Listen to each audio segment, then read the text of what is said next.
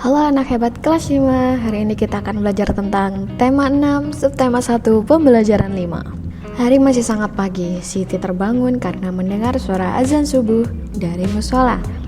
Siti segera menunaikan kewajibannya untuk sholat. Siti mengira ia orang pertama yang terbangun pada pagi hari itu. Ternyata ia melihat ibu sudah berada di dapur. Setelah melakukan sholat subuh, Siti menghampiri ibunya yang sedang menyalakan kompor. Siti melihat ibu sedang memasak air pada dua panci yang berbeda. Panci pertama yang berukuran lebih besar berisi air setengah penuh. Air di panci pertama yang digunakan ibu untuk merebus sayur. Panci kedua berukuran lebih kecil, berisi air yang hampir penuh. Panci kedua akan digunakan ibu untuk membuat teh. Siti menduga-duga, air dalam panci manakah yang akan mendidih lebih cepat?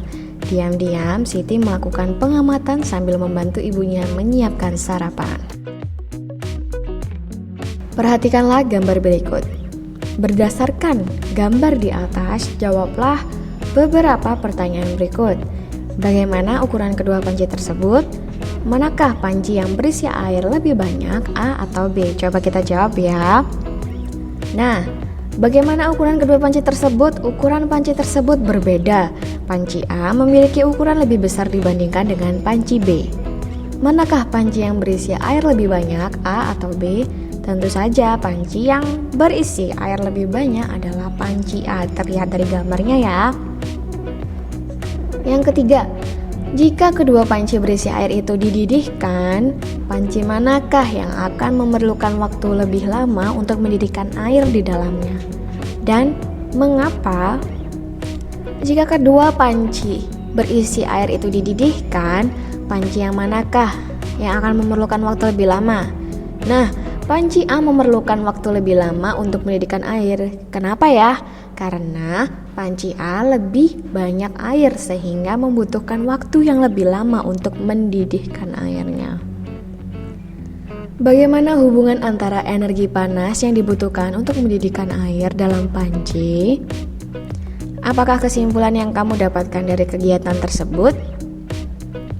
Nah, panci A ini lebih membutuhkan banyak energi panas untuk mendidihkan air di dalam panci. Karena semakin banyak, maka semakin banyak pula energi panas yang dibutuhkan. Jadi, apabila barangnya ini lebih banyak atau lebih besar, maka energi panas yang dibutuhkan juga lebih besar. Maka kesimpulannya semakin banyak volume, semakin banyak pula energi panas yang dibutuhkan oleh benda tersebut. Sekarang ayo kita berlatih. Manakah dari kegiatan berikut yang membutuhkan energi panas atau kalor lebih banyak? Berilah tanda centang pada kotak yang telah disediakan.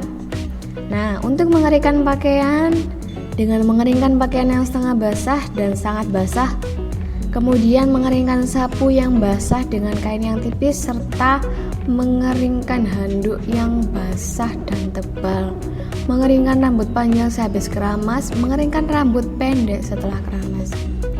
Nah, dari jawabannya, mengeringkan pakaian yang sangat basah akan lebih membutuhkan panas yang lebih banyak karena dia lebih banyak mengandung air. Kemudian yang kedua, lebih kita centang untuk mengeringkan handuk mandi basah yang tebal, karena apabila tebal maka lebih membutuhkan energi yang lebih banyak daripada yang tipis. Kemudian mengeringkan rambut panjang dan pendek, tentu saja volumenya lebih banyak yang rambut panjang. Seperti kita memakai sampo ya, rambut panjang akan lebih banyak menggunakan sampo daripada yang rambut pendek. Nah, itulah tadi perubahan akibat dari suhu. Suhu menunjukkan derajat panas benda. Semakin tinggi suhu benda, semakin panas benda tersebut. Suhu menunjukkan energi yang dimiliki suatu benda. Energi panas dapat mengubah benda. Beberapa benda akan mengalami pemuaian. Nah, pemuaian panas ini adalah perubahan suatu benda yang dapat menjadi bertambah panjang, lebar, luas, atau berubah volumenya, sehingga barang tersebut akan berubah bentuk karena terkena kalor atau panas. Tetapi sebaliknya, benda yang lain dapat juga mengalami penyusutan, di mana penyusutan adalah perubahan suatu benda menjadi berkurang panjang, lebar, dan luas karena suhu yang dingin. Pemuaian dan penyusutan bisa terjadi pada logam, udara, dan air. Berikut ini adalah beberapa contoh pemuaian dan penyusutan benda karena perubahan suhu dalam kehidupan sehari-hari. Pemasangan kaca jendela. Pernahkah kamu mengamati posisi kaca yang terpasang ke jendela? Atau mungkin kamu pernah melihat proses pemasangan kaca jendela yang dilakukan oleh tukang kayu?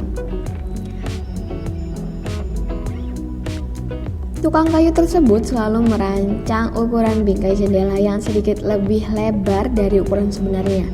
Mengapa harus demikian? Hal ini dilakukan oleh tukang kayu dengan tujuan untuk memberikan ruang pemuaian bagi kaca yang terkena panas. Jika bingkai jendela tidak diberi ruang pemuaian, maka ketika terkena panas akan mengakibatkan kaca menjadi retak atau bahkan bisa pecah.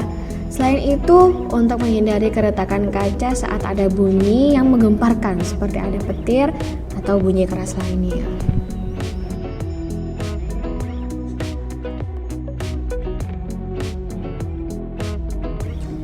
Ban sepeda atau sepeda motor dan mobil. Tahukah kamu apa yang terjadi jika kamu memompa udara terlalu banyak dalam ban sepedamu? Jika ban sepeda motor, dan ban mobil diisi udara terlalu banyak, maka ban akan mengeras dan menjadi tidak nyaman dikendarai. Selain itu, mengisi udara terlalu penuh ke dalam ban sepeda atau mobil akan membahayakan pengemudinya. Ban yang diisi terlalu banyak udara dapat meletus dan dapat mengakibatkan kecelakaan. Hal ini disebabkan karena udara di dalam ban dapat memuai karena panas. Jadi terkadang kita pernah ya mendengar ledakan ban mobil atau truk atau ban sepeda motor. Nah, itu juga akibat dari misalnya dia berjalan di daerah panas. Nah, karena aspalnya panas, udaranya tadinya diisi penuh, karena panas udaranya semakin bertambah, memuai sehingga bannya semakin besar hingga tidak dapat menampung udara kembali dan akhirnya meledak. Kawat atau kabel listrik dan telepon. Apakah kamu memperhatikan bahwa kawat dan kabel telepon dan listrik terlihat mengendur dan tidak tegang?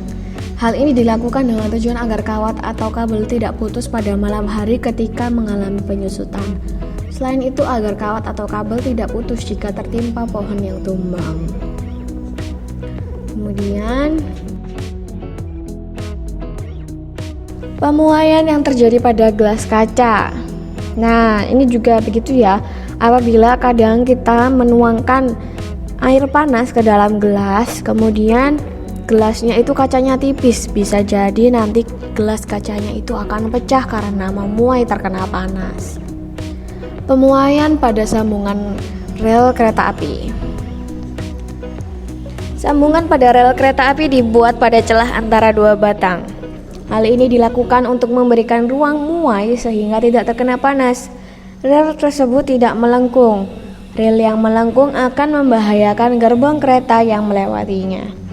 Jadi apabila rel kereta ini terlalu padat, dia bisa melengkung dan tentunya akan bahaya bagi kereta. Kemudian penggunaan termometer. Termometer akan ditempelkan ke beberapa bagian tubuh seperti di dalam mulut atau di ketiak. Tujuannya untuk mengukur suhu panas tubuh. Setelah beberapa lama, cairan di dalam termometer akan naik karena terjadi pemuaian sehingga mendapatkan panas dari tubuh. Nah, cairan ini akan berhenti pada angka tertentu untuk menunjukkan suhu tubuh karena ketika termometer tidak digunakan akan kembali turun. Itulah yang namanya penyusutan. Nah, jadi pengaruh panas ini banyak sekali ya. Bisa mengalami pemuaian, bisa mengalami penyusutan, dan juga semakin banyak volume yang ada, maka semakin banyak juga panas untuk mempengaruhi volume tersebut, seperti pada panci tadi. Oke. Terima kasih sudah menonton, sampai jumpa di pembelajaran berikutnya.